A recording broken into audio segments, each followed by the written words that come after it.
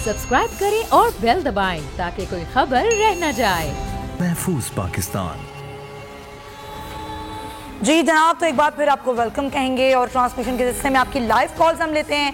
आपके सवाल, आपके मसाइल, आपके जहन में जो भी चीज़ें हैं वो हम ज़रूर जो है वो डिस्कस करते हैं। ज़ाहिर लॉकडाउन की सूरत हाल है, ट्रांसपोर्ट की बंदिश है, अस्पतालों में जो कोरोना से मुतालिक है इमरजेंसी नाफिज कर दी गई है, रेड जोन जो है उसको किया गया है। इसकी वजह से OPDs फ़ाल नहीं हैं, फिर जहाँ पर फ़ाल हैं वहाँ पर भी लोगों को एहतियाती तदबीर के तौर पर हॉस्पिटल जाने से गुरेज का मशवरा दिया जा रहा है। अब ऐसे में बुजुर्ग अफराद भी हैं, बीमार अफराद हैं जो कि मुश्किल का शिकार है, लेकिन अब बोल न्यूज़ ने उनकी यही मुश्किल आसान कर दी है क्योंकि हमारी इस ट्रांसमिशन में हमारे डॉक्टर्स जो हैं वो मौजूद हैं। आपसे तारुफ करवा देते हैं, डॉक्टर नैयर हुसैन साहिबा डायबिटोलॉजिस्ट हैं, बहुत शुक्रिया आपका। और डॉक्टर हमारे साथ मौजूद हैं अंसारी बेग जो कि डॉक्टर लुबना साहिबा, लेकिन वो अभी हमारे साथ मौजूद नहीं है। डॉक्टर नैयर हुसैन साहिबा हमारे साथ मौजूद हैं, लेकिन एक लाइव कॉल है मुदस्सिर हमारे साथ। जी हमारे साथ एक लाइव कॉलर भी हैं, उनसे बात कर लेते हैं। असफर नईम साहब। जी असफर साहब, क्या सवाल है आपका?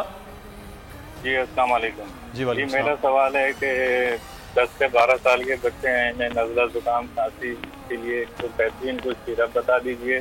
और दूसरा ये कि सैनिटाइजर जो आजकल अवेलेबल नहीं है तो इसको हम घर पे किस तरह बना सकते हैं, ब्लीच और पानी किस मिकदार में होना चाहिए? राइट, ठीक जी डॉक्टर साहब।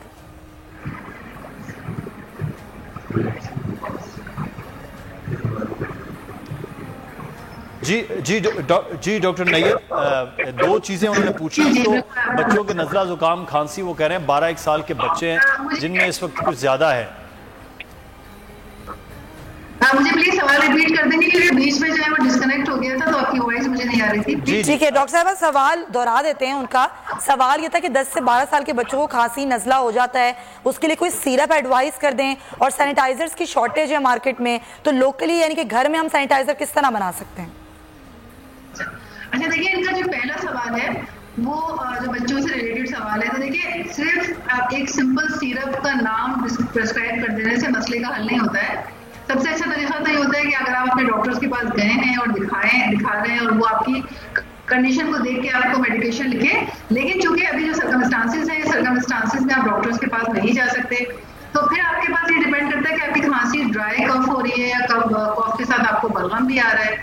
फिर आपको एग्जामिन किए बगैर जो है वो कोई एक सिरप प्रिस्क्राइब करना जो है मुश्किल होता है। लेकिन अगर आप मुझे उनकी पूरी कंडीशन सिम्टम्स बताएं तो फिर मैं आपको कुछ बता सकती हूँ। रहा सैनिटाइजर की जो बात है, वाकई सैनिटाइजर जो है मार्केट में इस वक्त अवेलेबल नहीं है, तो मैं आपके प्रोग्राम के तवज्जुह से बताना चाहूंगी कि अगर सैनिटाइजर आपके पास नहीं है, सबसे जो अच्छा हल है इसका वो ये है कि आप बार बार अपने हाथों को धोएं। अगर आप घर में हैं तो 1 घंटा 2 घंटे के बाद भी अगर आप अपने हाथों को धोते हैं तो कोई इशू नहीं है, लेकिन अगर आप अपने वर्क प्लेसेस में हैं तो बार बार 15 से 20 सेकंड अच्छी तरह पानी और साबुन के साथ आप हाथ धोएं। और अगर आपके पास सैनिटाइजर अवेलेबल नहीं है तो आप सिंपल जो पानी होता है इसमें आप लेमन के ड्रॉप्स डालकर, और अगर आपके पास एलोवेरा अवेलेबल है तो थोड़ा सा एलोवेरा के जो ड्रॉप्स ऐड करके आप यूज कर सकते हैं। ठीक। एक और कॉलर हमारे साथ मौजूद है। जी अस्सलाम वालेकुम, कौन कहाँ से बात कर रहा है?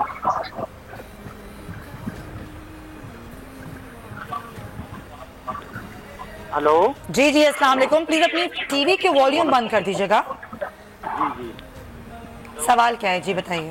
जी मैं अलाउद्दीन बोल रहा हूँ सिटी टाउन कराची से। मेरा सवाल यही है कि कहते हैं कि इम्यूनिटी सिस्टम को बेहतर करना होता है, तो इम्यूनिटी सिस्टम का हमें कैसे पता चलता है कि हमारा इम्यूनिटी सिस्टम बेहतर है या कमजोर है? इम्यून सिस्टम, ठीक है, okay, right, thank you so much. पता कैसे चलता है? सही सवाल। जी डॉक्टर साहब, आपने सवाल सुना? जी कि इनका मेरा सवाल जो मेरे समझ में आया कि वॉइस ब्रेक हो रही है कि इम्यून सिस्टम को कैसे पता चलेगा कि वो स्ट्रॉन्ग है कि नहीं, यही सवाल था इनका? जी बिल्कुल। जी देखिए, बहुत अच्छा इन्होंने सवाल पूछा है और मैं अपने हर प्रोग्राम में और अपने हर लेक्चर में इस चीज को मैं हाईलाइट करती हूँ कि अगर आपका इम्यून सिस्टम स्ट्रॉन्ग है तो आप यकीन करें कि आप कोरोना क्या, आप बहुत सारे इन्फेक्शन से, बीमारियों से बच सकते हैं, बहुत अच्छी तरह से अपनी हिफाजत कर सकते हैं। अब इम्यून सिस्टम होता क्या है? देखिए, आपकी जो क़ुव्वत मुदाफ़ियत आपके जिस्म की होती है, जिसके वजह से आप बीमारियों से लड़ रहे होते हैं, वो ताकत आपकी कैसी है? तो उसके लिए अगर आप बार बार बीमार पड़ रहे रहे हैं, अगर आप जरा सी भी कोई चीज इस्तेमाल करते हैं और उससे फौरन से आपको फ्लू हो जा रहा है, फौरन से आप बीमार पड़ जा रहे हैं, तो उसका मतलब ये है कि आपका इम्यून सिस्टम अच्छा नहीं है। तो उसके लिए फिर आपको, अगर आपको कुछ दूसरी डिजीजेज इनमें इन्वॉल्व है, जिसमें डायबिटीज है, ब्लड प्रेशर है, या आप किसी और बीमारी में मुब्तला है, तो उससे भी आपकी इम्यूनिटी लेवल जो है वो कम होता है, वो कम हो जाता है। साजिदा है हमारे साथ, डॉक्टर साहिबा लाइव कॉलर है, जरा उनकी कॉल ले लेते हैं। साजिदा, अस्सलाम वालेकुम, क्या सवाल है आपका? ये है कि एक्चुअली कोरोना वायरस से चल रहा है मसला, तो मेरे गले में रेशा रहता है, तो मुझे क्या एहतियाती तदाबीर करनी चाहिए? राइट, बहुत शुक्रिया। अच्छा देखिए जी, अगर आपको ये रेगुलर प्रॉब्लम है कि गले में आपका रेशा रहता है, तो उसका मतलब ये है कि आपको ये प्रॉब्लम साइनसाइटिस की प्रॉब्लम है, या हम पोस्ट ड्रिपलिंग इसे कहते हैं, ये आपको प्रॉब्लम है। इसका सबसे आसान तरीका ये होता है कि आप एक तो ठंडी चीजों से, बहुत ज्यादा ऑयली चीजों से बचें, और अपनी ग़िज़ा में आप एक तो पानी का इस्तेमाल, वैसे भी पानी बहुत अच्छी चीज है, आप अपनी ग़िज़ा में पानी का इस्तेमाल ज्यादा से ज्यादा करें। और रेशे के लिए आपको ये है कि आप गर्म मशरूबात जो होते हैं, चाय है, ग्रीन टी है, ये ज्यादा से ज्यादा लें। गागल्स करें, आप स्टीम लें, जिसे भाप लेना कहते हैं, तो इससे जो आपके गले का रेशा है वो बहुत हद तक कम होगा। सही।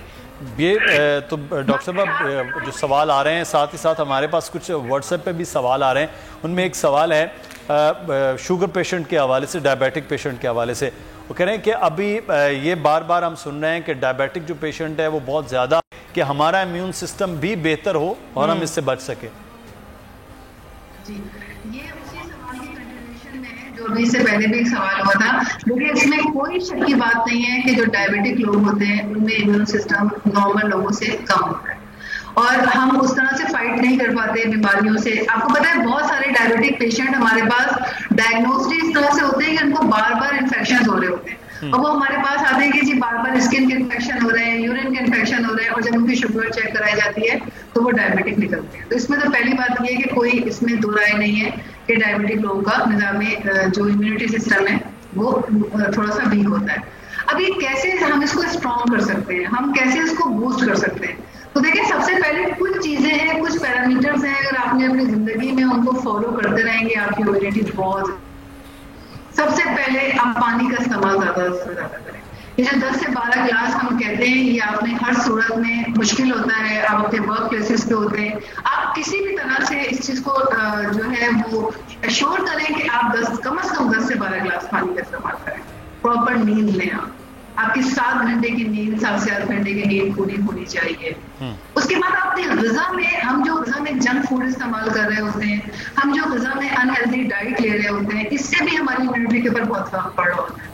अगर हम अपनी ग़िज़ा में फ्रेश सब्जियां, फ्रेश फ्रूट्स का इस्तेमाल ज्यादा से ज्यादा करते हैं, जितनी भी सीधा सब्जियां हैं ये तमाम बूस्ट करती हैं, जितने भी फ्रूट्स हैं ये तमाम इनमें विटामिन्स की। आई थिंक पॉइंट आ गया मुदस्सिर, और एक लाइव कॉलर भी हमारे साथ। डॉक्टर साहब, बिल्कुल आपका पॉइंट आ गया जी। मुदस्सिर जी, अशरफ कराची से हमारे साथ एक और लाइव कॉलर मौजूद हैं। जी अशरफ साहब, क्या सवाल है आपका? जी मैं डॉक्टर साहब से ये पूछना चाह रहा हूँ कि देखो, हमारी सब्जी मंडियों में इतनी रश होती है, और वहाँ हम मुख्तलिफ लोग हाथ लगाते हैं, फ्रूट हम वहाँ से लेके आते हैं सब्जी की दुकान पे, फिर वहाँ से हम लोग घरों में लेके आते हैं।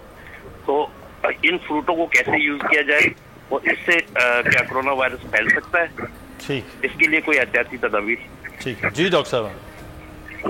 जी देखिए, हर वो चीज जो आप इस वक्त इस सिनेरियो में बाहर से लेकर आ रहे हैं, वो तमाम चीजें कोरोना को आपके घर तक ला सकती है। मैं हमेशा अपने प्रोग्राम में कहती हूँ कि कोरोना आपके पास नहीं आता, आप कोरोना को लेने के लिए खुद अपने घरों से निकल कर जा रहे हो। तो सिर्फ सब्जियां नहीं, तमाम ऐसी चीजें एहतियात करें। खासतौर पर सब्जियों के लिए मैं कहना चाहूंगी कि अगर आप उसको मार्केट से खरीद रहे हैं, तो आप सबसे पहले तो ये अश्योर करें कि जब आप उनसे हैंडलिंग कर रहे होते हैं, डायरेक्टली आप हैंड टू हैंड कॉन्टैक्ट को अवॉइड करें। वो जिस भी शॉपर्स में आपको दे रहे हैं, आप उनसे रिक्वेस्ट करें कि वो आपको डबल शॉपर्स में दें। जब आप अपने घर में आते हैं तो आप कोशिश करें कि जो आउटर शॉपर है वो डिस्पोज ऑफ करके अपने घर में ले जाएं, इनर शॉपर के साथ आप अपने घर में लेके जाएं। सबसे पहले आपने जो शूज पहने हुए हैं, जो आपके स्लीपर्स हैं, उसको बाहर उतारें, और फिर वो सब्जियों को जब आप ले जाते हैं, वो जो शॉपर है। जी डॉक्टर साहब, आप बिल्कुल सही।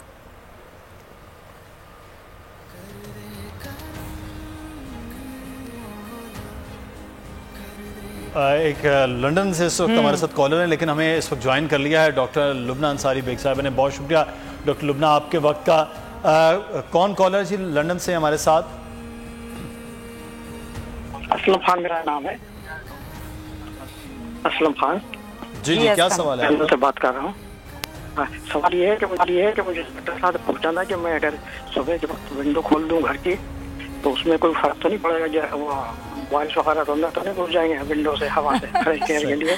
ठीक। और गार्डन में जी जी जा सकता हूँ, गार्डन वगैरह में टहलने के लिए? फ्रेश एयर आप ले सकते हैं या नहीं ले सकते, ये सवाल है आपका एक्चुअली। जी जी हाँ जी, बहुत शुक्रिया, बहुत शुक्रिया आपका, थैंक यू सो मच। जी डॉक्टर लुबना, लंदन से उनकी कॉल है कि वो खिड़की खोल सकते हैं या नहीं और फ्रेश एयर ले सकते हैं? जी, खिड़की खोलना बहुत अच्छा है क्योंकि नोवेल कोरोना वायरस जो है ये खिड़की के जरिए बिल्कुल नहीं आता है, हवा में ऐसा बहुत देर तक नहीं रहता है। खिड़की खोलें, और एक्चुअली हम लोगों को कहते भी हैं कि अपना जो घर है बंद घरों में कम रहे, खुली हवा में ज्यादा रहे, और गार्डन में यकीनन बाहर जाइए, वॉक कीजिए। अगर आपका अपना पर्सनल गार्डन है तो जरूर जाइए जहाँ पे आपके साथ ऐसे लोग ना हो जो कि एक्सपोज्ड है, या वो लोग जिनको कोरोना का शुबा या शक है या कोरोना है। बिल्कुल जाइए, गार्डन में जाना सेहत के लिए बहुत अच्छा होता है। सही। डॉक्टर साहबा ने अपने नाज़रीन को थोड़ा क्लियर है कि डॉक्टर साहबा ने कहा खुली फ़ज़ा लें और खुली जगह पर जाना है जो आपके घर के अंदर है। खुली फ़ज़ा से मतलब हमारे नाज़रीन ये नहीं कि बाइक निकालें और लड़के जो है वो बाहर निकल जाएं खुली सड़कों के ऊपर, ये वायरल बड़ा ज़रूरी है। खुली हवा से मतलब डॉक्टर साहबा का कहने का है कि आप खिड़कियाँ खोल के रखें अपने घर के ताकि फ्रेश एयर आप में आ सके। नसीम भट्ट साहब कराची से हमारे साथ मौजूद हैं। जी नसीम भट्ट साहब, क्या सवाल है आपका? सर मुझे मालूम ये करना था कि मेरा भी बाईपास हुआ 4-5 महीने पहले। दूसरी बात ये है कि मैं शुगर का पेशेंट भी हूँ जी। तीसरी बात ये है कि मुझे नज़ला और बलगम मतलब 7-8 महीने से मुसलसल आ ही रहा है। ठीक, मुझे इसके बारे में मालूम करना। ठीक है जी, जी बहुत अच्छा। आप देखिए, नज़ला जुकाम अगर आपको 6 से 7 महीने से है तो यकीनन आप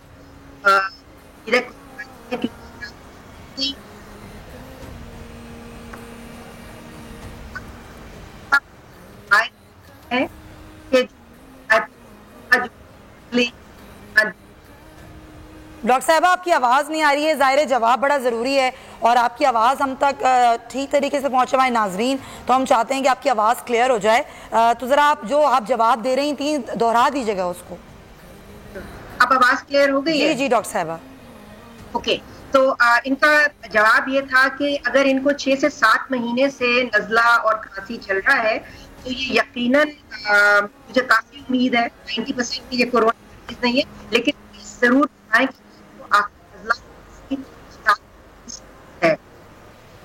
ठीक है। नदीम एबटाबाद से हमारे साथ हैं, उनका सवाल ले लेते हैं, डॉक्टर साहब आप जाने बातें हैं। जी नदीम, अस्सलाम वालेकुम, क्या सवाल है आपका? मेरा सवाल ये, हम तो एबटाबाद में रहते हैं, यहाँ पे तो बहुत ही सर्दी भी होती है आजकल ना, तो हमें तो वैसे भी जुकाम वगैरह रहता है, तो ये जो है कोरोना है इसके मतलब क्या अलामत है कि हमें कोरोना है या नहीं है? अच्छा ठीक है नदीम साहब, बहुत शुक्रिया, एबटाबाद से थे। जी डॉक्टर साहबा। जी ये बिल्कुल सही है कि अगर आप इतनी रश की जगह जा रहे हैं तो क्या आपको नज़ला जुकाम लगा है या क्या हुआ है। ये बहुत ही अहम बात है कि अगर आपको कॉमन फ्लू, ये जो आम फ्लू हो जाता है, आम तौर पे ये 2 से 3 दिन तक के अंदर इसकी अलामात आपको मिल जाएंगी। नज़ला है, खांसी है, बुखार है, और ये आपको मगर फिर भी आपको टेस्ट जरूर करवाना चाहिए आजकल के हालात में, अगर आप ऐसी जगह से आए हैं जहाँ बहुत से लोग हैं। जो कोरोना की अलामात हैं वो देर से आती हैं, 7 दिन से लेके 14 दिन और कई जगह पे 28 दिन तक उसके असरात नजर आना शुरू होते हैं। दूसरे कोरोना की अलामात में नज़ले से ज्यादा खांसी और ज्यादातर खुश्क खांसी, मगर अब ये कहते हैं अगर रेशे वाली खांसी है तब भी आप जरूर चेक कराएं, और बुखार प्लस इंतहाई जिस्म में कमजोरी महसूस होती है, थकावट महसूस होती है आपको, और अगर सांस लेने में दुश्वारी भी हो रही है तो आप फौरन अब जाके अपना कोरोना का टेस्ट करवाएं और अपने आप को दिखाएं। लेकिन अगर सिर्फ नज़ला है और बहुत ज्यादा छींकें आ रही हैं, कोरोना में आमतौर पे छींकें नहीं आती हैं अनलेस कि आप एलर्जिक हैं किसी और चीज से और साथ मिल गई हैं, लेकिन फिर भी क्योंकि ये वायरस बहुत ही ज्यादा, इसकी इन्फेक्टिविटी बहुत ज्यादा है, तो इसलिए जरूरी है कि अगर कोई भी ऐसी चीज आपको अलामत हो जाती है, बुखार है, खांसी है, जिस्म में दर्द है, और अब तो कहते हैं कि डायरिया भी अगर आपको हो रहा है, बल्कि कुछ लोगों ने नौजिया के साथ भी आए और उनको कोरोना पॉजिटिव निकला है, ऐसी अलामत आपको अगर हो रही है, सांस की रफ्तार आपकी तेज हो रही है, तो आप यकीनन जाके अपना कोरोना का टेस्ट करवाएं और अपने आप को, क्योंकि ये ऐसा जरासीम है, ये ऐसा वायरस है कि आपको बहुत जल्दी पता कर लेना चाहिए। और बहुत अच्छी बात है अगर नहीं है, लेकिन अगर खुदा ना खास्ता है तो ना सिर्फ आपके लिए बुरा है, बल्कि आपके साथ वो लोग जो आपके मोहब्बत करने वाले हैं, जो आपके घर वाले, उन सबको भी लग सकता है। तो ये बहुत अहम बात है। सही। एक और कॉलर हैं डॉक्टर साहब हमारे साथ, वसीम बाग कैंट से। जी वसीम साहब, क्या सवाल है आपका? जी मेरा ये सवाल है कि मुझे 2 दफा टीबी हुआ है और उसके बाद जो है ना टेस्ट में इन्फेक्शन हो जाता है, हर 2-3 महीने के बाद मेरी इन्फेक्शन हो जाता है और तो दमे की शिकायत है 10 साल से बहुत ज्यादा, और सर्वाइव करना मुश्किल होता है। तो अभी तो कोरोना का ये जो एक सिस्टम है, तो इससे तो एक तो नफ्सियाती तौर पर भी परेशान हो जाते हैं, दूसरा ये कि इन्फेक्शन से बार बार हो जाता है, तो इसके लिए मुझे क्या करना चाहिए डॉक्टर साहब? ऐसे ये सवाल है। ये बहुत आपका जी आवाज साफ आ रही है क्या? जी डॉक्टर साहब। जी डॉक्टर, देखिए, अगर आपको टीबी हो गई है और अब आप अगर टीबी फ्री हैं, तो यकीनन ये आपको अपना पता करना चाहिए कि टीबी फ्री है। और अगर बार बार इन्फेक्शन हो रहा है तो ये आपको टेस्ट करवाने की जरूरत है। मैं यहाँ पे बगैर आपका एक्सरे देखे हुए, बगैर आपकी लैब देखे हुए, मैं आपको ये नहीं बता सकती कि आपको कौन सी दवा लेनी चाहिए और कहाँ जाना चाहिए। लेकिन बार बार इन्फेक्शन होना कोई अच्छी अलामत नहीं है। और अगर आपको दमे का, यानी कि अगर सांस की तकलीफ भी ऑफ एंड ऑन हो रही है, तो आप बहुत हाई रिस्क पर हैं। आप अपने आप को बहुत महफूज रखें, अपने आप को महफूज रखिए, उन सब लोगों से दूर रखिए जिन पे आपको रत्ती भर भी शुबा है कि शायद इनको कोरोना है, उन सब से आप दूर रहें। और बाकी सब मैं रिपीट नहीं कर रही हूँ वक्त की कीमत की वजह से, लेकिन सब चीजें बहुत जरूरी है। बिल्कुल सही। अच्छा डॉक्टर साहब, इस वक्त एक और जो चीज़ दरपेश है कि जिन घरों के अंदर इस किस्म के पेशेंट हैं, जैसे ये अभी कॉल भी आई है, दमे के मरीज़ हैं या टीबी के मरीज़ हैं, तो उनके घरों में जो बाहर से लोग आ जा रहे हैं, उनके लिए क्या एहतियात होने की वो ज़रूरी है? अगर किसी की जॉब है, जिसके अपना दफ्तर खुला है, या किसी की दुकान खुली है, तो वो जा रहे हैं, वो वापस आ रहे हैं, तो फिर उनको क्या करना होगा कि अपने घर के मरीजों को बचाने के लिए? ये इतना मेरा ख्याल है, कल भी मैंने आपके प्रोग्राम पे देखा था, डॉक्टर नायला ने बहुत डिटेल में बताया था। जैसे अब मुझे भी जाना पड़ता है, मैं भी घर आती हूँ और मेरे घर में भी कुछ ऐसे लोग हैं जो कि जिनकी इम्यूनिटी कम है और मुझे मालूम है, तो मुझे मेरे बाहर से जो लोग आ रहे हैं उनके लिए स्टैंडर्ड एहतियात ये है, नंबर 1, वो हरगिज बाहर आने वाले, और अगर आप बाहर से आए तो फौरन आपको मिलने जाने की बिल्कुल जरूरत नहीं है ऐसे लोगों से। बाहर उतारें, घर में घुसते वक्त अपने हाथ सामने, बिल्कुल मैंने अपने घर के दरवाजे पे सैनिटाइजर रखा हुआ है, अल्कोहल बेस्ड सैनिटाइजर होना जरूरी है। ज्यादा से जितनी अल्कोहल हो, मोर देन 70% हो, तो अच्छा सैनिटाइजर है, उसको इस्तेमाल करें। अपने जितने कपड़े हैं फौरन बाथरूम में जाएं, सारे कपड़े अपने उतार दें, फौरन नहाएं, सर भी धोएं, पूरे अपने आप को अच्छी तरह क्लीन अप करें, कपड़े इमीडिएटली धोने डाल दें, नए कपड़े निकाल के पहने, हाथ। तो ये एहतियात बड़ी जरूरी है कि फौरन जाके चेंज करें, हाथ धोएं, बहुत जरूरी। अब्दुल कदीर हमारे साथ कराची से हैं, लाइव कॉलर, उनसे जरा बात कर लेते हैं। अस्सलाम वालेकुम जी, क्या सवाल है अब्दुल कदीर साहब? वालेकुम सलाम। वालेकुम सलाम। हेलो जी जी, सवाल बताइएगा अब्दुल कदीर। सवाल ये है कि मेरी वालदा को 1 साल होने वाला है, एटलीस्ट उनको ना फ्लू हुआ हुआ है, बट अब जो है उनको बहुत तेज बुखार होने लग गया है और उनका सर दर्द बहुत ज्यादा होता है और बहुत हाई टेम्परेचर हो रहा है। तो कहीं ये कोरोना से रिलेटेड तो नहीं है? उम्र क्या है आपकी वालिदा की? 65। ठीक है, हमारे साथ ही अब्दुल कदीर साहब रहिएगा, शायद डॉक्टर साहब कुछ पूछना चाहें आपसे। जी डॉक्टर साहब। ये आपकी वालदा को फ्लू 1 साल से कैसे है? वो फ्लू क्यों कह रहे हैं आप इसको 1 साल से? फ्लू 1 साल से नहीं चलता। उनको डॉक्टर साहबा इसलिए है क्योंकि वो एलर्जिक पेशेंट है, बेसिकली उनको डायबिटीज भी है, अस्थमा भी है, तो उनको ये फ्लू काफी अरसे से 1 ईयर से ज्यादा हो रहा है, बट अब उनको बुखार हो रहा है और सर में बहुत जिस्म टूटता है। अब उसका कुछ समझ हमें नहीं आ रहा कि क्या करना चाहिए अभी। देखिए, आपकी वालदा जो है ना डेफिनेटली हाई रिस्क पेशेंट है, एज के हिसाब से भी, और ये कि अगर वो उनको क्योंकि एलर्जीज होती हैं इसलिए बार बार उनको नज़ला और खांसी और बुखार होता रहता होगा, क्योंकि एलर्जी में ऐसा तो बुखार नहीं होता, लेकिन हो सकता है कि उस पर इन्फेक्शन हो जाता है, उनको बुखार हो जाता हो। लेकिन अगर आपकी वालदा को अभी बुखार हो रहा है और उनका गला खराब है और उनके जिस्म में कमजोरी महसूस हो रही है, उनकी एज के हिसाब से मैं आपसे यकीनन ये कहूंगी कि आप प्लीज उनका जो है कोरोना का टेस्ट करवाइए, डेफिनेटली करवाइए। ठीक है, ठीक। ये आपने कदीर साहब सुन लिया, डॉक्टर साहब क्या चीज़ें एहतियाती तदाबीर और टेस्ट के हवाले से वो आपको बताया जा रहा है। अच्छा डॉक्टर साहब, एक और जो सवाल है वो यहाँ पर है कि ख़वातीन के हवाले से, कि ख़वातीन जब बाहर से आती हैं, अगर उनको भी इस तरह से काम, जैसे आप खुद डॉक्टर हैं, आपके लिए भी है, जब बाकी इस तरह से सुमैया भी जैसे यहाँ पर बैठी हुई हैं, तो उनके लिए भी वही तरीकाकार है कि जो बाहर से लोग आ रहे हैं, मर्द भी जिस तरह से आ रहे हैं उसी तरीकाकार के मुताबिक, लेकिन कुछ के ये कहा जा रहा है कि उनके छोटे बच्चे हैं, वो फीड भी करते हैं, तो वो उनके लिए क्या एहतियाती तदाबीर, कोई एक्स्ट्रा केयर है? देखिए, अगर खवातीन हैं जो बच्चों को, नंबर 1 खवातीन और मर्दों की एहतियातें बिल्कुल बराबर हैं, मर्द भी बिल्कुल ये प्रोटोकॉल फॉलो करेंगे जो औरतें प्रोटोकॉल फॉलो करती हैं। दूसरा सवाल आपने कहा कि वो औरतें जो बच्चों को फीड करेंगे, नंबर 1 ये कि अभी तक ब्रेस्ट मिल्क में वायरस नहीं आया है, क्योंकि मुंह से है और पखाने के जरिए भी है कि शायद लगा, लेकिन विरिलिटी कम होती है, तो वो बच्चों को जरूर ब्रेस्ट फीड कराएं, लेकिन ये तमाम एहतियातें करने के बाद, जैसे घर में घुसे, जो मैंने पहले कहा, नहाएं धोएं, अपने आप को साफ करें, फिर बच्चे को छुएं, बच्चे को छूने से पहले अपने हाथ सैनिटाइज करें और बच्चों को ब्रेस्ट फीड जरूर करें, क्योंकि बच्चों को आप ब्रेस्ट फीड में इतनी इम्यूनिटी अपनी होती है कि वो बच्चों को ब्रेस्ट महफूज कर ले।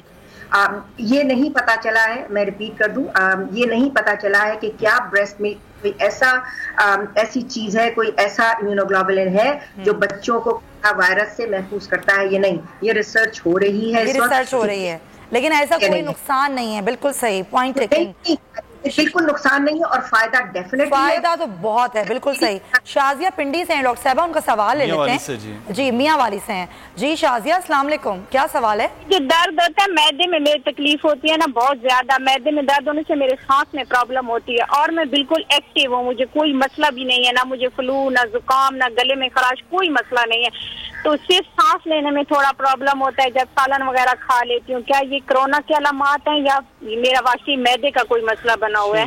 सही है शाजिया। मेरा ख्याल है ये आपका पुराना, जैसे कि आपने कहा, ये आपको मैदे का मसला बहुत पुराना है, तो ये आप जरूर अपना टेस्ट कराएं कि मैदे में आपको एसिडिटी की क्या वजह है, क्या कोई अल्सर नहीं है या मैदे की कोई तकलीफ है। और ऐसा जरूर होता है, पर्टिकुलरली वो लोग जिनको के मैदे की खराबी होती है, तो उसमें जब पेट में गैसेस प्रोड्यूस होती हैं तो उससे भी कई दफा ऐसा महसूस होता है कि सीने में तकलीफ हो रही है, और बहुत लोग मैदे की तकलीफ में ऐसा महसूस करते हैं कि अगर उल्टे हाथ में दर्द होता है वो समझते हैं शायद हार्ट अटैक हो रहा है। डॉक्टर साहब, एक चीज मैं भी पूछना चाह रही हूँ इसी से रिलेटेड, एंजाइटी का शिकार भी हो रहे हैं आजकल लोग घरों में रहकर, तो क्या एंजाइटी की वजह से भी आपको दबाव महसूस हो सकता है कि आपके सीने पे दबाव हो रहा है, सांस नहीं आ रही?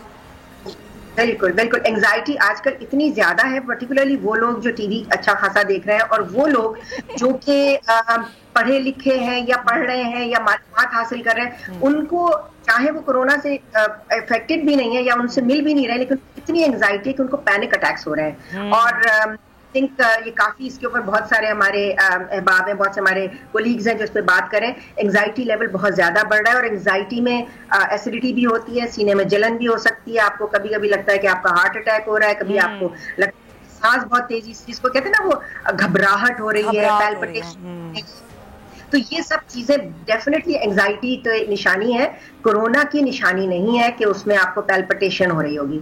सांस की रफ्तार जरूर बढ़ सकती है, बहुत एहतियात की जरूरत है। अगर आपको लग रहा है कि गले में खराश और सांस की रफ्तार आपकी बड़ों की अगर कोई 25-30 के करीब पहुंच जाती है, 30 से ऊपर, तो ये यकीनन अलामत है कि कहीं कोरोना ने आपको इफेक्ट किया है। बड़ों की ज्यादातर रेस्पिरेटरी रेट 1 मिनट में 16-17 मिनट से ज्यादा होता नहीं है, कुछ का कम होता है ज्यादा, लेकिन इस रेंज में होना चाहिए जवान, मतलब एडल्ट का, बड़ों का। तो अगर वो इस उम्र में अगर किसी को ये चीजें हो रही हैं तो कोरोना है, लेकिन अदरवाइज एंजाइटी के लिए ये चीजें हार्ट बर्न है, और अगर आप एक्सपोज नहीं है, दोबारा मैं रिपीट कर रही हूँ, अगर आप एक्सपोज नहीं है और फिर आप ये चीजें हो रही हैं तो प्लीज अपने आप को, दिमाग को ठंडा रखें, अपने ऐसी गोलियां ना खाएं कि जिससे वो लोग खाने लगते हैं ना, लेक्सोटानिल खा ली, कोई और प्रोजैक खा ली, मुख्तलिफ गोलियां हैं इसकी कि आपने खा ली आप सो गए। कोशिश करें कि अपने अच्छी सोचें रखें, अपने दिमाग को ठंडा रखें, अपने दोस्तों अहबाबों से बातें करें, अपने बच्चों से बात करें। वो बच्चे जैसे अब मेरी उम्र के लोग हैं, मेरे बच्चे तो बाहर हैं, तो मैं अपने बच्चों से बात करती हूँ आके कि अपने फोन पे कर लें, अब अगर स्मार्टफोन है उनसे वो वीडियो चैटिंग कर लें, बातें करें लोगों से, एक दूसरे को तसल्लियां दें। ये बहुत डिफिकल्ट टाइम है, अगले हम में से किसी ने ये वक्त देखा नहीं है, तो जब ये वक्त गुजर जाएगा तो यकीनन इसके बारे में बहुत कहानियां लिखी जाएंगी। और यकीनन इसमें ऐसा है कि लोग ये रिसर्च कर रहे हैं, हमारे यहाँ भी हो रही है, हमारी यूनिवर्सिटी में भी, कि इस वक्त जो level of anxiety and depression है वो बढ़ रहा है। बिल्कुल। और इसका एक ही हाल है कि अगर आप टेलीविजन कम देखें, अगर देखना है तो बोल पे ये बोल महफूज पाकिस्तान ट्रांसमिशन देखें, जहाँ डॉक्टर साहब आपने क्लियर कर दिया लोगों को, देते हैं मुफीद मशवरे देते हैं कि आपने ये नहीं करना, ये करना है। मोहम्मद आमिर है जी, मोहम्मद आमिर आरिफ वाला से हमारे साथ एक कॉलर है, उनसे बात कर लेते हैं। जी आमिर साहब, क्या सवाल है आपका? अच्छा, गुजारिश हम बार बार करते हैं कि जब आप कॉल किया करें तो अपने टीवी की आवाज को बंद कर दिया कीजिए ताकि आपकी कॉल ले लिए। वो ये टेक्निकल इशू आ जाता है कि अपनी आवाज आप सुनना चाह रहे होते हैं तो फिर आप जो है वो टीवी की वॉल्यूम बढ़ा देते हैं। काइंडली दरख्वास्त है कि जब आप कॉल मिलाएं तो टीवी वॉल्यूम बंद कर दें, फिर दूसरे कमरे में चले जाएं ताकि आपका सवाल बड़ा इंपॉर्टेंट होगा और वो जवाब भी आप सुनना चाहेंगे, तो वो बड़ी ज़बरदस्त चीज़ हो जाएगी। अच्छा डॉक्टर साहब, एक सवाल है वो आया, वो कहते जी पानी के ज़रिए, हमारा तो पानी भी पोल्यूटेड है, साफ़ पानी नहीं है, तो क्या जो पानी आ रहा है उसके अंदर भी शामिल हो सकता है कि वो हम पिएं? जिस तरह से हम मुंह को या नाक को हाथ लगा सकते हैं तो वो पानी भी तो हमारे अंदर जा सकता है, जो हमारी लाइनें और पानी की लाइनें मिली हुई पड़ी हैं, तो क्या ऐसे भी कोई अभी तक कुछ सिम्टम्स ये सामने आए हैं, कोई रिसर्च कि इस पानी के अंदर भी हो सकता है? पानी से डायरिया तो यकीनन हो सकता है, लेकिन पानी से कोरोना वायरस डायरेक्टली आ नहीं सकता है। ये हो सकता है कि आपके पास कोई, आपके घर में कोई कोरोना का मरीज है या कोई शख्स जिसको कोरोना है, वो उस पानी में खांस दे, उस पानी को आप फौरन पी ले तो आपको लग सकता है। तो ऐसा तो मुमकिन नहीं है। आपको, हमें सबको मालूम है कि जब आप और पानी भाई बॉईल करके इस्तेमाल करें, पानी को साफ पानी पिएं, बहुत अहम है। और कोरोना में ये एडवाइस किया जाता है कि आप दिन में 10 से 12 गिलास पानी जरूर पिएं, क्योंकि आपके लिए बेहतर होता है, क्योंकि गला खुश्क नहीं रहता, गला तर रहता है। जितना गला तर रहता है तो ऑर्गेनिज्म, देखिए किसी भी ऑर्गेनिज्म के लिए इन्फेक्ट करने के लिए एक उसका क्वांटिटी जरूरी होती है कि कितनी क्वांटिटी आपको चाहिए आपकी बॉडी के हिसाब से, और दूसरा उसकी विरुलेंस कितनी है, यानी उसकी अटैकिंग की एबिलिटी कितनी है। तो इस वायरस की अटैकिंग एबिलिटी तो बहुत ज्यादा है, ये तो हमें पता चल गया है, ठीक है। अब इस वायरस की जो बहुत कम क्वांटिटी में किसी के पास चला गया, ठीक है, आपको एक कोरोना के मरीज ने पानी पकड़ाया, ठीक है, वो ग्लास तो उसने छू लिया, उस ग्लास की साइडों पे लग गया। अब अगर आपने उस ग्लास को पी लिया और वो वाली साइड का, जिस साइड से पकड़ा हुआ था, ग्लास साफ नहीं है, तो यकीनन वो आपके मुंह में जाएगा, इन्फेक्ट कर सकता है। लेकिन अदरवाइज ये अगर आप इससे पानी आ रहा है, इससे वायरस, अभी ऐसी कोई रिसर्च नहीं है और कहीं ये नहीं आया गया कि जो नलकों में पानी आ रहा है हमारे जैसे मुल्क में, उस पानी में कोरोना वायरस है। ये ठीक है, बिल्कुल डॉक्टर साहबा। डॉक्टर साहबा, एक चीज़ और है कि जैसे अभी मुदस्सिर ने एक सवाल पूछा था कि जो लोग दफातर जाते हैं, चाहे वो अच्छा एक कॉल में ले लेती हूँ, फिर सवाल अपना मैं करूँगी। अस्सलाम वालेकुम जी, कौन बात करें, कहाँ से? भावलपुर से बात कर रहा हूँ। जी जी सर, क्या सवाल है आपका? क्या मेरी प्रॉब्लम है जी? प्रॉब्लम है कि मैं बाहर जाता हूँ ना, तो सांस बहुत तेज। जी अमजद ने अपनी आवाज जरूर सुननी होगी टीवी पर, इसलिए आपकी लाइन डिस्कनेक्ट हो गई। सवाल बड़ा इंपॉर्टेंट। डॉक्टर बहुत सीनियर डॉक्टर्स हमारे पास होते हैं, आपके लिए वक्त निकाल कर वो बैठे होते हैं तो कोशिश किया कीजिए कि जब आप कॉल करते हैं तो ऐसी जगह पर हों जहाँ पर सिग्नल्स आ रहे हों, और टीवी जहाँ पर टीवी लाउंज या रूम है वहाँ से आप हट जाया करें। अगर आपने टीवी बाकी लोगों ने वो जवाब सुनना भी होता है तो इसके लिए थोड़ा सा आप ख्याल रखा करें। और आपके पास भी वक्त कम होता है, हमारे पास भी वक्त कम होता है। जी सुमैया, आप सवाल मैं करना डॉक्टर साहब, कुछ सामान होता है हमारे पास, खवातीन पास हैंड बैग होता है और दीगर चीजें होती हैं, अपने आप को तो आप साफ कर लेंगे घर जाके उन चीजों, मेरा हैंड बैग है, मैं रोज सोचती हूँ कितने जर्म्स इस पर होंगे, 10 किलो का हैंड 10 किलो, अब उस पर मैं स्प्रे भी करती हूँ डिटॉल का या जो भी डिसइंफेक्टेड स्प्रे, लेकिन दिल को तसल्ली नहीं होती, क्या किया जाए इसके लिए? एक दिल को तो तसल्ली देना जो है वो तो आपके हाथ में है, लेकिन बैग को मैं भी अपना बैग साफ करती हूँ, कोई जैसे घर में भी बीज से बना लिया है, लेकिन तो स्प्रे कर देती बैग तो दूसरे जो आप ऐसे देते हैं ना, और जब आप उनसे नोट लेते हैं वो नोट भी हो सकते हैं। तो सही। शहजाद रहीम खान से हमारे साथ मौजूद है कॉलर। जी शहजाद साहब, क्या सवाल है आपका? कॉल डिस्कनेक्ट हो रही है। बार बार कुछ लोगों की कॉल्स का, आज कॉल्स बहुत ज्यादा आ रही थी, लेकिन कॉल ज्यादा आ रही हैं, जाहिर है वो फिर होल्ड पे होते हैं, आप लोग अपनी आवाज भी सुनना चाह रहे होते हैं, लेकिन खैर हम कोशिश करते हैं कि जितने मैक्सिमम आपकी कॉल्स हैं हम वो ले सकें। डॉक्टर साहब, मैं आपकी आवाज ठीक से सुन नहीं पाई थी, अगर आप प्लीज रिपीट कर दीजिए। अच्छा, जो बैग है आपका, बैग डेफिनेटली इन्फेक्शन कैरी करता है, तो बैग को आपने जो आप बता रही है डिटॉल का स्प्रे करके जरूर करें, या दूसरे वो जो होम डिसइंफेक्टेंट बनाने का तरीके होते हैं कि 10% ब्लीच डाल के पानी में, यानी 1 ग्लास ब्लीच है तो 9 ग्लास पानी मिला के उसको एक स्प्रे की बोतल में ना, जिससे जैसे कपड़ों की स्प्रे करते हैं उसमें बना उसको, और जब घर में आप दाखिल हो रही है, एक और चीज मैं पहले बताना भूल गई, जो आपके नॉब्स है ना उन नॉब्स पे स्प्रे करें, क्योंकि आप तो चाहे, मैं तो खैर ग्लव्स पहन के वापस आती हूँ, जब मैं ग्लव्स बाहर ही फेंक देती हूँ, फिर मैं हाथ को सैनिटाइज करती हूँ, फिर मैं उसके ऊपर नॉब्स पे स्प्रे करती हूँ, हालांकि मैंने हाथ सैनिटाइज किए होते हैं, मगर वो करें, और वही स्प्रे बैग्स के ऊपर भी करें। बैग्स डेफिनेटली इन्फेक्टिव होते हैं। दूसरे, जब आप बाजार जा रहे हैं, शॉपिंग कर रहे हैं, जो भी चीजें कर रहे हैं, तो आप जब नोट ले रहे हैं तो जो शख्स आपको पैसे दे रहा है, रिटर्न कर रहा है, ये रुपए पहन के नाक मुंह हाथ छू लिया, उसके बाद आपको नोट पकड़ा दिया, तो नोट में तो वो इन्फेक्शन ट्रांसफर हो गया। वो नोट आपने किया अपने पर्स के अंदर, अब उसमें वो 7-8 घंटे तो वायरस बैठा रहेगा। अब आपने उसको दोबारा जब नोट को निकाला और हाथ साफ नहीं किया और फिर हाथ को मुंह पे लगा लिया, बिल्कुल सही, ये ख्याल रखना है। तो इन चीज़ों का थोड़ा सा ख्याल रखना वायरल बड़ा ज़रूरी है। डॉक्टर साहिबा ने हमें दोबारा से ज्वाइन कर लिया है, और अनवर मुल्तान से कॉलर हमारे साथ मौजूद हैं। जी अस्सलाम वालेकुम अनवर, क्या सवाल है आपका? अकबर अली नाम है मेरा। जी अकबर साहब, मेरा सवाल ये है कि वैसे मेरी ना वाइफ को तकरीबन 8-10 दिन हो गए हैं, खांसी बड़ी आ रही है। अच्छा, 8-10 दिन से खांसी और बुखार? 8-10 दिन से नहीं, बुखार हल्का सा हो जाता है, लेकिन मैं खांसी आती है बहुत ज्यादा, उसके बाद बहुत ज्यादा यानी कि ज्यादा करना शुरू हो जाती है, फिर हट जाती है, गर्म पानी पिलाते हैं लेकिन फिर शुरू हो जाती है। खांसी का सिरप वगैरह भी लिया है लेकिन कुछ फर्क नहीं पड़ा। ठीक है डॉक्टर नैयर, खांसी वो करें 8-10 दिन से है, हल्का फुल्का बुखार कभी हो जाता है, तो क्या किया जाए? अच्छा ठीक है अकबर साहब, हाँ मेरी आवाज आ रही है आप लोगों को? सॉरी लाइन डिस्कनेक्ट हो गई थी। जी डॉक्टर साहब। अच्छा देखिए अकबर साहब, क्या इनको खांसी पहले भी रहती है या ये भी इनको आज जो आप ड्यूरेशन बता रहे हैं ड्यूरेशन में ही हुई है? डॉक्टर नैयर से किया है ना? जी डॉक्टर नैयर। जी अकबर साहब, मेरी आवाज आ रही है? मैं ये पूछ रही हूँ आपसे कि ये खांसी का जो ड्यूरेशन आपने बताया है, ये इसी टाइम पीरियड में इनको हुई है या इनको खांसी की शिकायत पहले भी रहती है?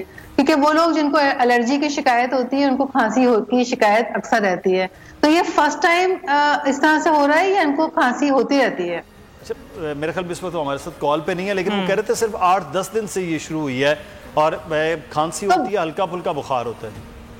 अच्छा देखिए मुदस्सिर, अगर तो जैसे अभी हम डिस्कस करते आ रहे हैं, मुझे नहीं, आपका प्रोग्राम बीच से मुझे डिस्कनेक्ट हो गया था, मुझे नहीं पता कि क्या क्या टॉपिक इस वक्त डिस्कस हो चुके हैं, लेकिन जाहिर सी बात है इस वक्त हमारे जहन में जो इस वक्त एक कोरोना को लेकर एक खौफ तो सवार है कि हम हर खांसी को उस इन्फेक्शन से कोरिलेट करते हैं और डरते हैं उस चीज से। तो अगर तो आप वो घर पे रहती है और कोई ऐसा एक्सपोजर उनका बाहर नहीं हुआ है किसी ऐसे शख्स से जिसमें कि इस तरह की अलामात इस मर्ज की पाई गई है, तो परेशानी की बात नहीं है।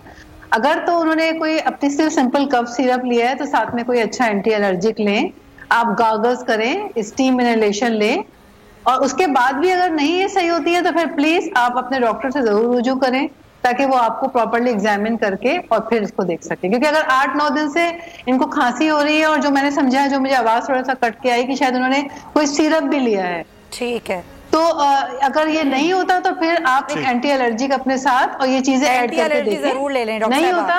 एक लाइव कॉलर है मिसेस आजम है हमारे साथ कराची से। जी अस्सलाम वालेकुम, क्या सवाल है आपका? वालेकुम सलाम जी, मुझे ये पूछना था कि मुझे 6-8 महीने से नज़ला है, नज़ला जुकाम ना। अच्छा। तो मतलब ये कि मुझे क्या मजीद एहतियात करनी चाहिए बहुत ज्यादा कि सेंसिटिविटी के लिए, या क्या मतलब कोरोना से बचने के लिए? अभी एक कॉलर की जो आपने आए भी था ना, तो उसका आंसर मुझे समझ में नहीं आया, इस आवाज कट रही थी बहुत ज्यादा। अच्छा। एक कॉलर ने इसी किस्म का सवाल किया था आप लोगों से। जी जी जी, तो जरा सा प्लीज ये बता दीजिए कि मुझे मतलब कितनी एहतियात करनी चाहिए। 6 से 8 माह से नज़ला जुकाम है डॉक्टर लुबना, उनको तो क्या किया जाए एहतियात में?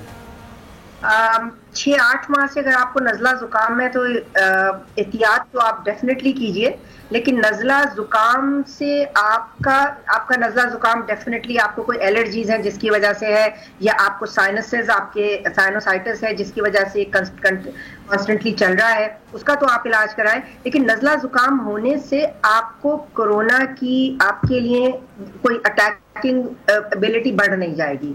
आपको जो जर्नल एहतियातें वो आपको यकीनन करनी चाहिए, क्योंकि जाहिर है अगर आपको नज़ला है आपको बार बार नाक साफ करनी होगी, बार बार अपने हाथ धोएं, घंटे में 1 दफा तो जरूर हाथ धोएं अगर आप घर में रहती हैं, और दूसरे बार बार सैनिटाइजर इस्तेमाल करें, ताकि अगर कोई आपके घर में किसी चीज के जरिए वो वायरस आ चुका है या आपके घर में कोई ससेप्टेबल है, ताकि वो वायरस आपको इस तरीके से अटैक ना करे, क्योंकि आपको बार बार नाक को छूना पड़ता होगा। शहजाद को ले लें। अच्छा समिया मैं एक चीज इसमें ऐड करना चाहूंगी कि बहुत अच्छा डॉक्टर लुबना ने बताया, एक्सप्लेन किया। मैं ये कह रही थी कि अगर इनको 6-8 महीने से खांसी की शिकायत और नजले की शिकायत है, तो जैसे डॉक्टर लुबना ने कहा कि हो सकता है आपको एलर्जी हो, तो आप अपने घर में ये देखें कि अगर आपके घर में कारपेट्स जिन घरों में होते हैं और बहुत अच्छी तरह से प्रॉपर्ली उनकी क्लीनिंग नहीं होती है, या बाद घरों में बहुत मोटे कर्टन्स मटेरियल ऐसा होता है जिससे बहुत डस्ट होती है, तो उससे भी आप बहुत एक्वायर करते हैं एलर्जी। जी जी जी बिल्कुल, ये बड़ा अहम पॉइंट है। कारपेट्स और कर्टन्स जो हैं, पर्दे, उनका भी एक बड़ा इफेक्ट है। हाँ, शहजाद रहीम यार खान से हैं, लाइव कॉलर हैं। शहजाद अस्सलाम वालेकुम, क्या सवाल है? जी मैं शहजाद भटिया रज कर रहा हूँ रहीम खान से। जी और सर मैंने अस्सलाम वालेकुम। जी वालेकुम सलाम। शहजाद आप सवाल कीजिए। जी सर, मैंने डेटॉल और पानी और ये जो अरक है गुलाब का, ये मिक्स किया है, क्या ये और बच्चों के हाथ धुलाता हूँ और अपने हाथ धुलाता हूँ, क्या ये जरासीम के लिए बेस्ट है?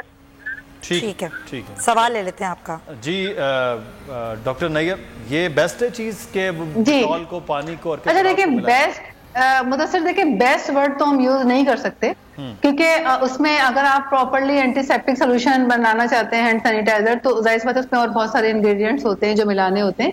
लेकिन ठीक है, फॉर द टाइम बीइंग अगर उनके पास अवेलेबल नहीं है तो अगर आप सिंपल पानी और डिटॉल का इस्तेमाल करें, लेकिन इसमें एक रेशो बहुत इंपॉर्टेंट है कि आपने 1/3 जो है वो डिटॉल लेना है और उसके बाद आपने उसमें फर्दर अमाउंट पानी का मिलाना है 2/3, और फिर उसको आप यूज कर सकते हैं। तो लेकिन क्योंकि अगर डिटॉल की क्वांटिटी आप बहुत ज्यादा रखेंगे तो उससे आपको स्किन के रैशेज और एलर्जी होने के चांसेस होते हैं। सही, तो ठीक है, for the time being use कर सकते हैं, बेस्ट नहीं कह सकते, ठीक है आप for the time being use कर सकते हैं। अच्छा, मैं चाहूंगा डॉक्टर लुबना, उन्होंने बात की कि मैं उससे हाथ धुलवाता हूँ, अगर आप थोड़ा सा ये बताएं कि साबुन से उससे भी ज्यादा बेहतर होगा अगर साबुन से बार बार हाथ धोए जाए तो? मेरा ये ख्याल है कि साबुन से बार बार हाथ धोना डेफिनेटली बेहतर है, और वही जैसे 30 सेकंड तक हाथ धोना है। दूसरा, एक हाथ धोने में चीज अच्छा डॉक्टर साहिबा की आवाज़ हमें नहीं आ रही है, एक सवाल है डॉक्टर नैयर से मैं कर लेती हूँ। मैं व्हाट्सएप पे भी कुछ सवालात मौसूल हो रहे हैं। डॉक्टर साहिबा एक सवाल आया है कि जैसे ज़ुकाम की शिकायत कई लोगों ने की, कुछ लोग ये शिकायत करें कि हमें ज़ुकाम है और वो ज़ुकाम जो है वो हमारे अंदर जैसे गिरता है और हलक में गिरता है और हमारे सर में और कानों में दर्द होता है, तो उसके लिए हम क्या करें? देखिए समिया, इन्होंने जो सिम्टम्स बताए, जो आपने मुझे बताया, इसको पोस्ट नेजल ड्रिबलिंग कहते हैं कि पीछे की तरफ जो बलगम गिर रहा होता है। और ये ज्यादातर जो साइनसिस की प्रॉब्लम होती है, होता ये कि ये हमारे जो चिक्स में, हमारे फोरहेड में और हमारे इधर नेजल एरिया में छोटे छोटे से हवा के खाने होते हैं जहां पे ये इन्फेक्शन होता है, जिसको साइनोसाइटिस कहते हैं। तो इनका जो ये सिम्टम है ये उसको इंडिकेट कर रहा होता है। और अगर इसके साथ जो है कोई और सिम्टम नहीं है तो आप सिंपल जो नेजल डिकंजेस्टेंट आपको मार्केट में मिल जाते हैं, मुख्तलिफ इनोसेंट, मुख्तलिफ नेजल स्प्रे, जब आप उसको यूज करते हैं एक नॉस्ट्रिल को बंद करके और दूसरी नॉस्ट्रिल में आप स्प्रे करते हैं तो आपका जो ये कंजेशन होता है ये खत्म होता है और इससे रिलीव होता है।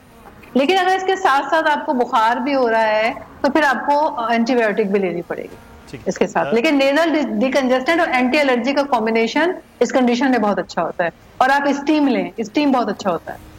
ठीक है। सुमैया हमारे साथ इस वक्त एक और कॉलर मौजूद है। जी हाँ जी, लाहौर से। लाहौर से जी, अस्सलाम वालेकुम, क्या सवाल है आपका? जी मेरा डॉक्टर लुबना अंसारी साहब से है सवाल कि मैं पेशेंट हूँ पैनिक अटैक का। ओह अच्छा। तो वो डॉक्टर सुमेरा इकराम साहब से इलाज करवा रहा था, वो अमेरिका चले गई है 2 मंथ से। ठीक है। तो मैं इससे सजेशन लेना चाहता हूँ कि मैं कौन से कोई माहिर नफ्सियात उन्हीं से इलाज करवाऊँ स्काइप पे, क्योंकि आमने सामने बैठने से और बात होती है। और मुझे पैनिक अटैक के लिए क्या करना चाहिए? पैनिक अटैक के लिए क्या करना चाहिए? गौर मुमताज साहब बहुत शुक्रिया। जी डॉक्टर साहबा। जी साइनस अटैक अगर आपको रिसेंटली हुआ है तो मेरा ख्याल है जो टेलीमेडिसिन में है साइनसिस का वो आपको इलाज बता सकते हैं। साइनसिस अटैक के लिए आपको देखना है कि कहाँ कौन से साइनसिस पे अटैक हुआ है, यहाँ पे दर्द हो रहा है, यहाँ पे दर्द हो रहा है, ये पैनिक अटैक साइनसिस है, यहाँ पे दर्द हो रहा है, किस जगह पे दर्द है और कितना शदीद दर्द है। जनरली साइनसिस के इलाज के लिए आपको एक एंटीबायोटिक की जरूरत होती है स्ट्रॉन्ग, एक एंटी इन्फ्लेमेटरी की जरूरत होती है कि जो इन्फ्लेमेशन कम करे। साइनसिस तक दवा पहुंचने में बहुत टाइम लगता है, तो इसको स्ट्रॉन्ग एंटीबायोटिक कम से कम 14 दिन, 7 से 14 दिन, 7 दिन में आमतौर पर साइनसिस तक इतना इफेक्ट नहीं होता। डिपेंड करता है कि आपको कितना सिवियरिटी का अटैक है। और उसके अलावा पेन के लिए जाहिर है जो भी एंटी इन्फ्लेमेटरी होती है, जो ये नॉन स्टेरॉइडल एंटी इन्फ्लेमेटरीज हैं, उनसे पेन में भी फर्क पड़ जाता है। तो ये दवाएं इस्तेमाल करनी होती है। मुझे अफसोस है कि आपकी जो ENT की डॉक्सी वो चली गई बाहर। और में बहावलपुर में बेशुमार बहुत ही अच्छे ENT सर्जन हैं। आप ये उनको किसी से आप टेलीमेडिसिन पे बात करें या फैमिली मेडिसिन के किसी डॉक्टर से टेलीमेडिसिन पे बात करें तो वो आपको जब तक देख भी लेंगे आपको अपने फोन के जरिए, स्मार्टफोन के जरिए, और आपको जो सबसे आपके लिए बेहतर ब्रॉड स्पेक्ट्रम एंटीबायोटिक होगी वो प्रिस्क्राइब भी कर देंगे। दस से कॉल ले लीजिएगा। एक और कॉलर है कराची से। जी अस्सलाम वालेकुम, कौन है जी? कराची से बात कर रहे हैं। अस्सलाम वालेकुम, मैं राशिद रशीद बात कर रहा हूँ कराची से। जी वो मेरे ना कल गले में मतलब खरोश थी, मैंने बिरयानी वगैरह खा ली तो गला खराब हो गया। फिर घर आया, खांसी हो गई। उसके बाद सुबह उठा ना, वो रात को स्टीम लेके मैं सो गया। फिर मैं सुबह उठा ना तो मुझे बुखार की हरारत थी, मैंने पेनाडोल खा ली। फिर थोड़ा सही हुआ, फिर बुखार होने लगा। मैं वहाँ चनियोड हॉस्पिटल गया, वहाँ टेस्ट वगैरह मतलब उन्होंने चेकअप वगैरह किया हॉस्पिटल वालों ने, तो बुखार नहीं आया। फिर मैं उन्होंने दवाइयाँ वगैरह लिख के दे दी, तो उन्होंने बोला कोई मसला नहीं है, लेकिन मेरे को अभी भी दिल में खुदका हो रहा है कि कोई ऐसी कोई बीमारी वगैरह तो नहीं, कोई मसला तो नहीं, बताइएगा मुझे।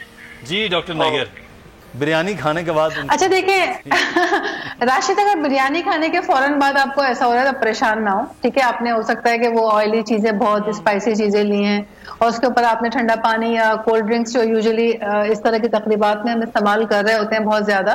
तो अगर आपको एक दिन की हिस्ट्री है तो आप इसमें परेशान ना हो। आप जैसा बता रहे हैं कि आपने पेनाडोल, पैरास्टामोल लिया था, और तो आप अगर इसमें आपको फायदा नहीं होता, आप एक दिन देख लें, तो फिर उसके बाद आपको एक प्रॉपर एंटीबायोटिक इसके अंदर स्टार्ट करना पड़ेगा। अगर साथ में आप समझ रहे हैं कि आपके गले की तकलीफ बढ़ रही है या अगर आपका बुखार बढ़ रहा है तो, और उसके साथ गार्गल्स करें। देखिए गार्गल्स जो होते हैं ना, हॉट सलाइन जो नीम गर्म पानी होता है, इसमें इससे जो गार्गल्स किए जाते हैं नमक डालकर, और आप एक देसी अगर चाहें इसमें तो आप 1-2 लौंग के दाने इसमें ऐड कर सकते हैं, 2 टैबलेट डिस्प्रिन इसमें ऐड कर सकते हैं, उसके बहुत अच्छे रिजल्ट आते हैं। राशिद साहब अच्छे, एक लास्ट कॉल है, टाइम की कमी है। अस्सलाम वालेकुम जी, कौन है, कहाँ से? जुनैद बात कर रहा हूँ जी, अहमदाबाद से। जी जुनैद। शॉर्ट क्वेश्चन पूछने हैं मैंने। एक ये कि जब हम कभी भी डिपार्टमेंटल स्टोर्स पे जाते हैं या मार्केट्स में, तो वापस आके हमें अपने कपड़े चेंज करने चाहिए। सही है, ये फर्स्ट क्वेश्चन। बहुत शुक्रिया जुनैद। सेकंडली ये कि सैनिटाइजर का मैंने सुना है कि बहुत ज्यादा इस्तेमाल से उसकी स्किन पे बहुत ठीक है। अच्छा, पहले का तो जवाब डॉक्टर साहब ने दे दिया कि जब आप बाहर जाएं तो वापस आएं तो कपड़े चेंज करें। दूसरा, सैनिटाइजर का बहुत ज्यादा इस्तेमाल नुकसानदेह हो सकता है। डॉक्टर लुबना साहिबा, नहीं, सैनिटाइजर के इस्तेमाल से कोई खास नुकसान होता नहीं है। हाँ, स्किन ड्राई जरूर हो जाती है जब आप बार बार इस्तेमाल करते हैं, तो जाहिर है। तो डॉक्टर साहब ने जवाब दे दिया। टाइम मुख्तसर है कि ज्यादा इस्तेमाल से कोई नुकसान नहीं होता। मैंने भी इस्तेमाल के लिए बहुत शुक्रिया।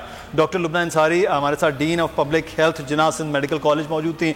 डॉक्टर नैयर जवी, आपका भी बहुत शुक्रिया। डायबिटोलॉजिस्ट दस्तर इकबाल और सुमैया रिजवान को इजाजत दीजिए। अपना बहुत ख्याल रखिएगा, महदूद रहिएगा, महफूज रहिएगा। अल्लाह हाफ़िज़। क्या आप कोरोना के खौफ से हैं डिप्रेशन का शिकार? अब ना हो परेशान, बोल ला रहा है महफूज पाकिस्तान के तहत डॉक्टर ऑनलाइन। माहिरीन सेहत से पूछें कोरोना से मुताल्लिक अपने सवालात। राब्ते के लिए फोन उठाएं और डायल करें 021-350-91425, 021-3509-1433। लाइव कॉल्स दोपहर 2 से 3 और शाम 5 से 6 के दरमियान। आप अपने सवालात व्हाट्सएप पर भी भेज सकते हैं 0337-0310-377। जवाबात स्क्रीन पर दिए गए औकात मुकर्ररा में नशर किए जाएंगे। सुबह 10 बजे, सुबह 11 बजे, शाम 7 बजे, रात 8 बजे, रात 10 बजे और रात 11 बजे। तो जुड़े रहिए बोल के साथ, क्योंकि बोल का पैगाम महफूज पाकिस्तान।